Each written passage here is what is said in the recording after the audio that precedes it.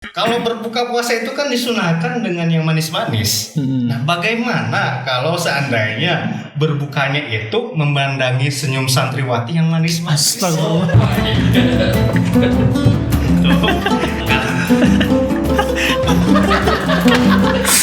Assalamualaikum warahmatullahi wabarakatuh, Ustaz. Waalaikumsalam warahmatullahi wabarakatuh. Ya, kita sekarang ada di segmen Santri Nakal, Ustaz. Oke. Kira-kira tampilan saya ini udah cukup nakal belum sebagai seorang santri? Masih kurang ya? Masih kurang. Karena biasanya Ustaz, santri nakal itu identik ya, pecinya itu nggak ditaruh langsung ya. Jadi taruh segini aja. Oke. Itu identiknya santri nakal. Ya. Jadi di sini saya mewakili para santri nakal seluruh Indonesia untuk membawakan pertanyaan-pertanyaan nakal Baik. kepada Ustadz yang kemudian akan diluruskan mungkin agar tidak terlalu nakal. Tapi mungkin langsung saja kita ada beberapa pertanyaan yang akan kita ajukan kepada Ustadz, pertanyaan-pertanyaan nakal. Yang pertama, Ustadz, tidurnya orang yang berpuasa itu kan berpahala, Ustadz. Iya. Nah, apakah kalau kita tidur seharian di bulan Ramadan berarti pahalanya juga berlipat ganda? Oke. Soalnya ada nih Ustaz, teman saya ada yang dia kalau malam itu begadang sampai subuh gitu. Tidurnya itu habis subuh. Nah, seharian full dia tidur gitu. Pasti tanya kenapa kamu tidur terus gitu pas bulan Ramadan. Dia bilangnya ya karena biar pahalanya berlipat ganda. Nah, itu gimana kayak gitu? Oke. Ini benar ini. Ini merupakan interpretasi santri nakal begini ya Bang ya. Dalam memahami hadis tuh begini nih emang nih. Ya memang Kang Ugi betul memang ada hadis yang mengatakan bahwasanya naumus shaimi ibadatun. Kan begitu ya. Jadi tidur itu adalah ibadah. Tidurnya orang yang berpuasa itu ibadah. Nah ini menarik memang ketika santri nakal yang menafsirkannya ya begitu. Itu dia ikut ngaji dia. Tidur ngajinya jadi ngaji pun tidur gitu kan. Nah itu begitu hasilnya ya. Jadi memang ini walaupun memang dikatakan demikian tidurnya orang puasa ibadah, tapi jangan sampai salah artikan gitu kan ya. Nah memang kan ibadah yang pasif itu kan ya betul.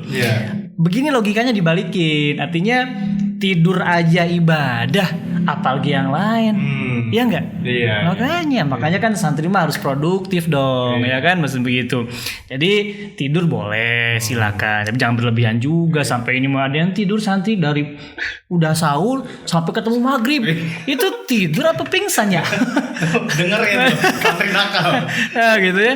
Apalagi nauzubillah sampai dia tidur seharian sampai lupa sholat ya, gitu kan. Karena begini memang kalau saya merujuk dari pendapatnya Al-Alim Al-Alamah Imam Al-Ghazali dalam kitab Ihya Ulumuddin ya, santri nih ya. Pasti pernah belajar lah. Jadi tata krama tidur nih di bulan puasa nih ya. Itu jangan sampai kita tidur sepanjang hari. Justru ternyata kalau kita tidur sepanjang hari itu kata Imam Ghazali, kalau bahasa saya ya, itu nggak ada challenge-nya. Kan justru kan challenge puasa itu apa? Menahan lapar, haus, merasakan betapa letihnya kita, kan perjuangan bro. Ya nggak kayak gitu ya?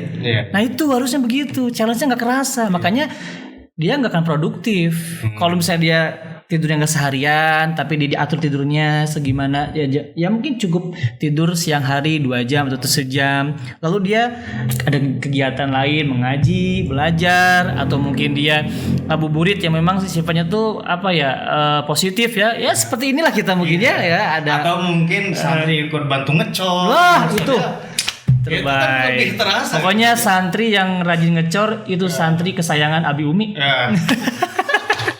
Kayak gitu ya. Masya Allah, jadi gitu biasa. teman-teman santri nakal. Jadi kita harus produktif gitu, jangan dipakai tidur terus, jangan mentang-mentang karena tidur ibadah gitu pakai tidur gitu. terus. Ya, aduh. Dan ini juga kebiasaan santri ya. Tapi emang ini nggak hanya santri sih, kebanyakan orang itu udah sahur, udah subuh ya, udah saat subuh tuh pasti bawahnya pengen tidur. Iya. Nah itu dahsyat banget emang gangguannya ya. Tapi emang kalau santri ya, kalaupun ngantuk dipakai ngaji. Masya Allah. Jadi ngantuknya sambil ngaji. Ngaji ya. Luar biasa ya makanya. Oke. Pertanyaan berikutnya. Katanya nih Ustaz, yeah. Ada hadis yang bilang kalau suatu ketika ada sahabat pernah sahur sampai azan subuh. Ketika sahabat tersebut bertanya kepada Rasulullah, bagaimana hukumnya? Nah, kata Rasulullah, itu tidak apa-apa, dilanjutkan saja. Nah, semenjak itu ini sebenarnya pengalaman pribadi juga. Semenjak dengar hadis itu gitu, saya kalau seandainya belum sahur gitu, kemudian mendengar azan subuh, tetap lanjutin sahurnya gitu. Sampai komat.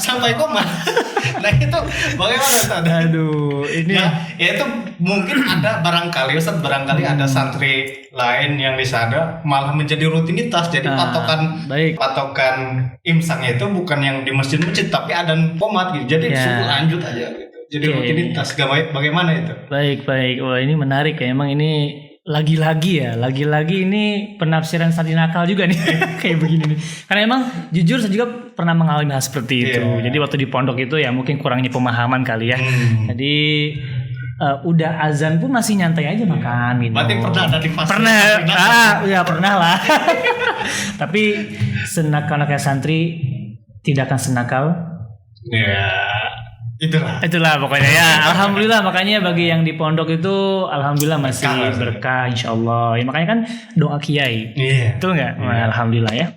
Nah, kembali yang tadi, memang sih itu ada satu riwayat ya yang mengatakan bahwa sih memang kalau ketika pas azan itu sendok masih di mulut kita gitu kan begitu ya.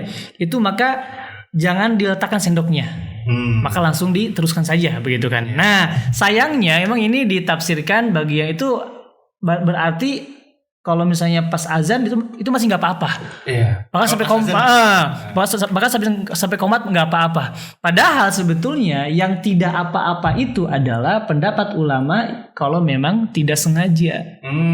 Itu Kang Ugi. Rutinitas itu kan. Dengar itu santri tanggal. Dia jadi rutinitas. Nah, jadi ada dua main. Yang pertama itu kalau memang dia pas azan subuh memang nggak sengaja, tidak tahu memang azan jam segitu gitu kan, maka lanjutkan. Tapi kalau misalnya dia tahu jam segitu dan memang dia disengaja lah, jelas itu membatalkan. Nah, justru maka kalau disengaja membatalkan jelas. Karena kan kita kan patokannya kan fajar sodik ya. Itu di mana sudah terbitnya fajar sodik yang sebelum yang pas azan subuh tuh kan. Begitu kan. Nah, ini ada di Al-Baqarah ayat 187, nanti dicek aja. Itu. Justru harusnya sebelum itu. Sebelum itu gitu loh ya. Tapi emang alangkah baiknya sih sebenarnya kalaupun sudah sampai mulut pun itu segera dimuntahkan lagi atau bagaimana begitu ya. Untuk kehati-hatian kita seperti itu ya. Daripada kita lanjut ternyata tiba-tiba itu batal kan. Ya makanya gitu loh. Kita capek-capek puasa dari ini ternyata enggak ada. Memang sih ini ya, ini menyangkut keyakinan individu. Kan yang namanya azan kan itu perkiraan ya. Betul nggak? Ya kan azan perkiraan kan. Bahwa fajar sodik itu muncul jam sekian.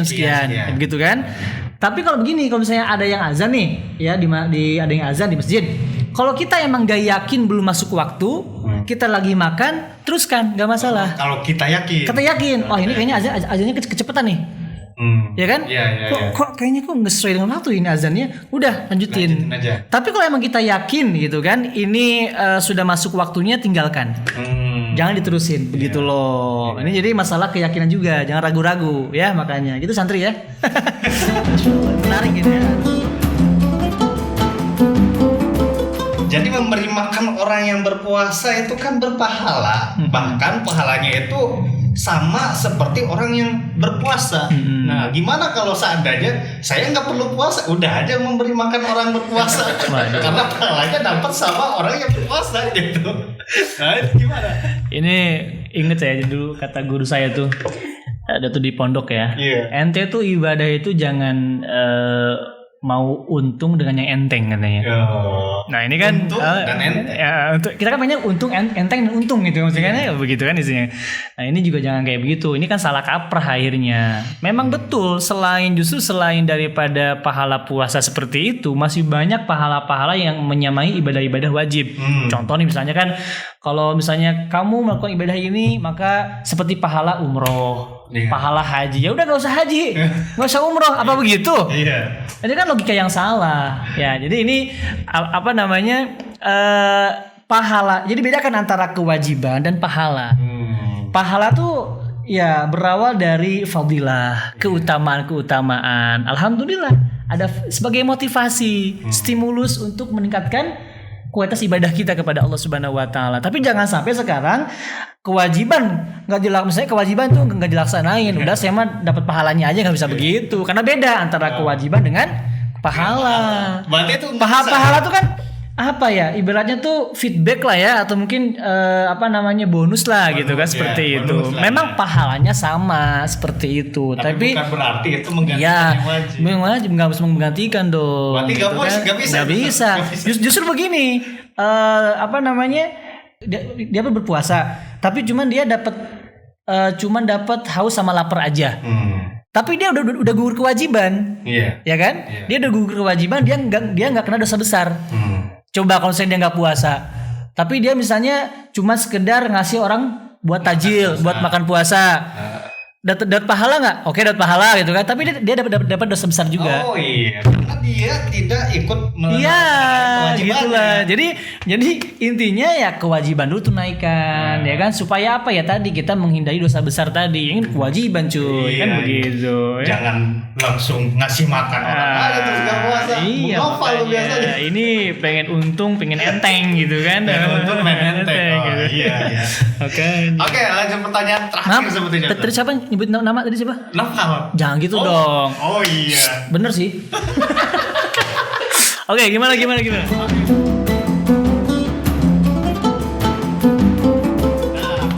misal nih Ustaz. Ya. Kalau berbuka puasa itu kan disunahkan dengan yang manis-manis. Nah, bagaimana kalau seandainya berbukanya itu memandangi senyum santriwati yang manis-manis? Astagfirullah. Itu kan manis, Ustaz. Aduh. Itu bagaimana kalau seperti itu, Ustaz? Ini namanya santri nakal beneran ya. Ada-ada aja ya. Ini mah bukan berbuka dengan manis-manis, berbuka dengan modus-modus ya. Manis-manis dan modus-modus ini mah. Aduh, ini ya. Tapi memang sebetulnya nggak ada tuh hadis yang mengatakan berbuka dengan yang manis-manis, nggak ada sebetulnya. Itu sebetulnya penafsiran ulama dari hadis. Bahwasanya kan Rasulullah tuh dulu sebenarnya beliau tuh buka dengan kurma atau air putih. Oh iya. Jadi kan sahabat tuh menyaksikan contoh Rasul seperti itu. Jadi sebenarnya itu jadi bukan teksnya tuh bukan berbuka dengan yang manis, enggak begitu. Iya. Tapi itu dengan tafsirannya begitu ulama. Ini apa namanya? Kalau kita melihat pandangan ulama misalnya Asy-Syaukani, beliau mengatakan bahwasanya memang kalau misalnya ilat itu sebab kan. Kalau sebab disunahkannya puasa itu gitu kan adalah kurma, maka sebenarnya ilatnya itu adalah bukan kurmanya, tapi manisnya itu loh. Yang menjadi sebab. Manisnya itu. Kan kurma manis kan? Iya. Kan dulu kan Rasulullah kan pas tajil tuh kan ada kurma basah, ada kurma kering kan. Yeah. Kalau nggak ada kurma ini beliau minum air putih biasa. Itu yang diutamakan. Jadi sunnahnya itu kurma dan air putih, silahkan. Jadi substansinya yang mana? Santriwati itu manis gimana? Ustaz? Santriwati yang manis itu. Ini saya gimana jawabnya ya? Ya memang itu manis, tapi bukan untuk dikonsumsi publik. Tapi nanti kalau udah halal. Iya. Doakan saya biar amin segera. S2 dulu beresin ya. Oke. Relax. Oke. Ini sepertinya Kang Ugi nih mancing-mancing ya supaya dimotivasi untuk ke arah situ kayaknya. Oh, bukan ya. Supaya diperkenalkan.